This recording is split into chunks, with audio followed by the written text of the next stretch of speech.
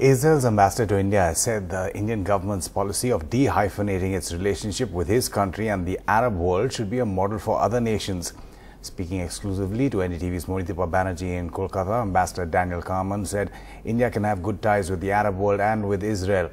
The ambassador was in Kolkata for the rededication of a synagogue that is over 150 years old. A beautiful synagogue in Kolkata has been restored and is being rededicated today, and for the occasion the Israeli ambassador to India is with us and speaking to us. Thank you so much, Mr. Carmon, for speaking to us. And tell me, a big occasion for Kolkata's Jews, who number about, what, 20, 30? A few dozens. This is a big community in the past, a community that contributed a lot to Kolkata and to India, unparalleled contribution in a country in which Jews never suffered any persecution and any discrimination. And this is something that we remember and we will remember forever.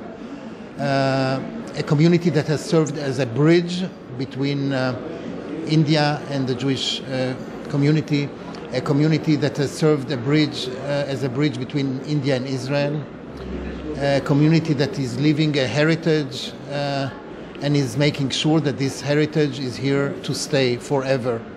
A community that is contributing those synagogues and a few schools, contributing to the community, which is something really fantastic. It's something that adds to the fabric of this wonderful city of Kolkata. And I'm so excited to be here with so many people, hundreds of people from India, from Kolkata, and from around the world. This is a wonderful occasion, historical occasion.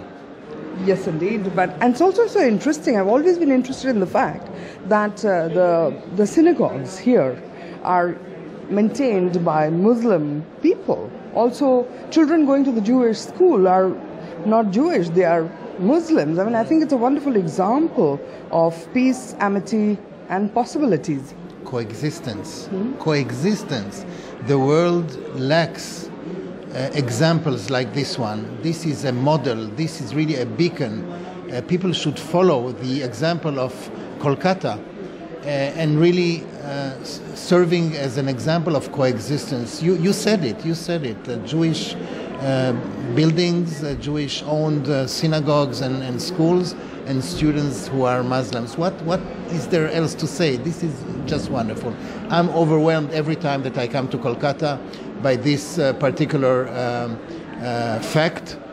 And it's about history, it's about remembering the past, it's about doing more in the present, and it's about thinking about the future. So I'm so glad that I'm part of it, and you're also part of it now. Yes, of course. The Jewish community and Nahum's, what do you call them? Nahum's brownies. We are to die for. We are not getting back to Delhi without getting some of Nahum's products, that's for sure. Right, but there's also, at this moment in time, across the world really, much talk of the issue of Jerusalem. India's response to Mr. Donald Trump declaring Jerusalem to be the capital of Israel, you must be happy about it. I'm happy about the decision and the declaration of President Trump that said out loud something that is a fact. It's been a fact not for 20 years or for 30 years. It's been a fact for 5,000 years.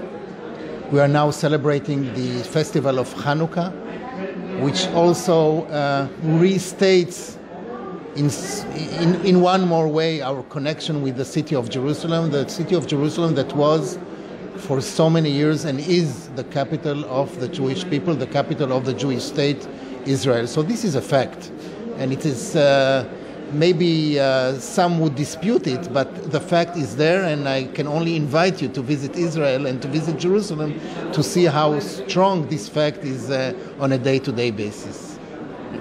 Sir, our Prime Minister visited your country, apparently the first ever to do so. That itself says a lot about growth in India-Israel relationship. The relations between India and Israel are fantastic. They are diverse. They touch upon the interests of both countries, where we sit around a table in which we converse, we talk, we try to see how we can cooperate as partners in fields that are important to both countries. And again, this is one of the best models of diplomacy which talks about the traditional political issues, some of them controversial, some of them less, but it talks about how our two countries can partner in technology, in agriculture, in water, in innovation, in the startup world. And I'm so glad that I had the opportunity, or that I have the opportunity, to serve my country, but also to serve India in this endeavor of India-Israel friendship and partnership. So you would have been quite happy with India's statement on Mr. Donald Trump's comments, because India said it was consistent and guided by its own interests. I think we should all appreciate, all those who follow the Arab-Israeli conflict or the Arab-Israeli peace process. It depends from which angle do you look at it, and we look at it as a peace process nowadays. I appreciate the policy, we appreciate the policy of the Indian government for a few years now already, saying that those two paths are detached. India can have good relations with the Arab world, and that's fine. We have no problems whatsoever with this. But India says at the same time that it has good relations between India and Israel. Those two paths do not coincide. They do not interfere with each other. This is not a zero-sum game.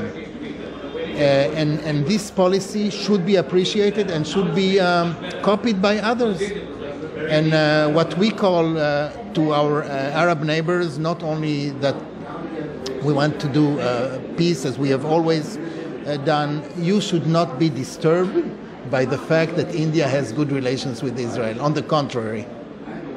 Yet at the same time, even on Friday, I believe, a whole lot of Arab leaders met India's Foreign Minister of State and expressed unhappiness with India's statement on the issue. I read in the paper in the same way that you did. I really don't want to comment. Those are my colleagues in Delhi, and if they did so, okay.